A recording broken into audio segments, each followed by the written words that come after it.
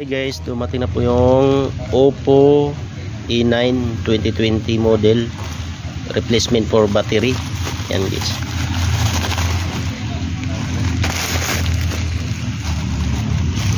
yan yung battery nya. Yan, buksan natin. A9 for replacement battery, itong bago.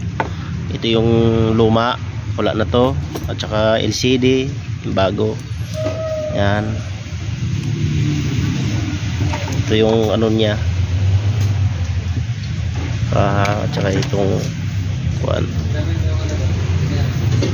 kasi hindi kasi gumagana. So guys, abangan nyo, babus. A few moments later. Yan guys, okay na yung Oppo A9 2020 model, replacement LCD and battery.